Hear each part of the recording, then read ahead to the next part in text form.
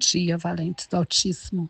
Nesta manhã, vamos meditar em Mateus, capítulo 8, a partir do versículo 5, que diz assim: Quando Jesus chegou a Cafarnaum, um oficial romano se aproximou dele e suplicou: Senhor, meu jovem servo está de cama, paralisado e com dores terríveis. Jesus disse: Vou até lá para curá-lo. O oficial, porém, respondeu: Senhor, não mereço que entre em minha casa. Basta uma ordem sua e meu servo será curado. Sei disso porque estou sob a autoridade de meus superiores e tenho autoridade sobre meus soldados. Só preciso dizer: vão e eles vão, ou venham e eles vêm. E se digo a meus escravos: façam isso, eles o fazem. Quando Jesus ouviu isso, ficou admirado e disse aos que o seguiam: Eu lhes digo a verdade, jamais vi fé como esta em Israel. E também lhes digo: muitos virão de toda parte do leste e do oeste e se sentarão com Abraão, Isaque e Jacó, no banquete do reino dos céus. Mas muitos para os quais o reino foi preparado serão lançados fora, na escuridão, onde haverá choro e ranger de dentes. Então Jesus disse ao oficial romano: volte para casa. Tal como você creu, assim acontecerá. E o jovem servo foi curado na mesma hora. Aleluias, glória a Deus. Amados, vamos refletir um pouco nesse texto para servir de lição para nós. A primeira coisa é que este servo, este oficial, ele era romano, ele era de alta potente lá, de alta hierarquia lá, era uma pessoa provavelmente rica, e ele foi humilde, de vir buscar ajuda, socorro para Jesus. Uma das coisas que mais nos atrapalha a buscar ajuda, a buscar socorro, é a estrutura de orgulho.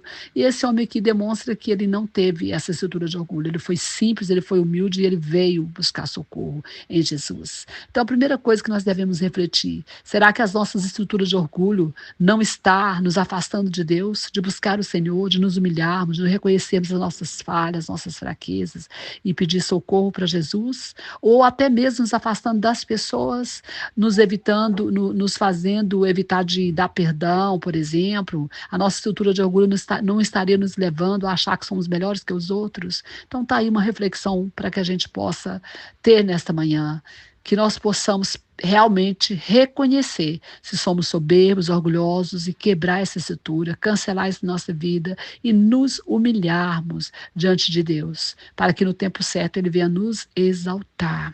Amém? Segunda coisa que eu quero falar com você aqui é sobre a fé dele. Ele creu na palavra do Senhor. Ele sabia que a palavra de Deus ela era poderosa, ela tinha autoridade e aconteceria assim como ele falaria, E ele creu, ele disse: basta que você diga uma palavra, basta que o Senhor fale uma palavra, porque eu sei que o Senhor tem autoridade. Eu tenho autoridade e eu falo para os meus servos e eles obedecem, eu mando para os meus escravos e eles fazem. Então eu creio que a palavra do Senhor tem autoridade. Mas é interessante que ele crê na autoridade espiritual de Jesus, Porque Jesus tinha autoridade espiritual para curar aquele servo. E ele creu nisso, que ele tinha essa autoridade espiritual. E é importante a gente crer na autoridade espiritual de Jesus. Nós temos que acreditar que o Senhor é poderoso para destruir fortaleza, para destruir obras de macumbaria, para desfazer qualquer mal contra nós, para destruir o inimigo, fazer cair, tombar por terra qualquer gigante.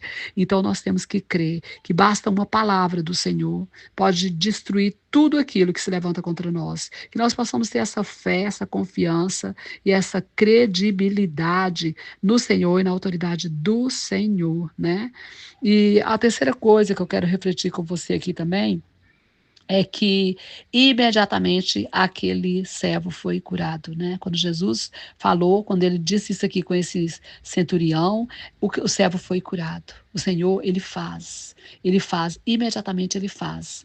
Esse aqui foi algo que aconteceu de imediato. Muitas vezes nós temos que esperar, Mas nesse momento aqui não era momento de espera. Então Deus tem as suas coisas do imediato, do já e da espera. Então nós temos que entender também essa dimensão do tempo de Deus, quando ele quer, qual é a hora dele e não a nossa hora. Nesse momento aqui fala que ele voltou para casa e quando ele chegou lá, o servo já estava curado. E às vezes a gente quer que Deus faça as coisas rapidamente, dessa forma, mas às vezes ele não faz. E às vezes ele faz. Temos que entender o tempo de Deus e aceitá-lo. Amém? Que o Senhor te abençoe e te guarde. Que o Senhor abençoe sua família. Que o Senhor abençoe o Brasil e as nações. Pastora Vênia, Goiânia, Goiás.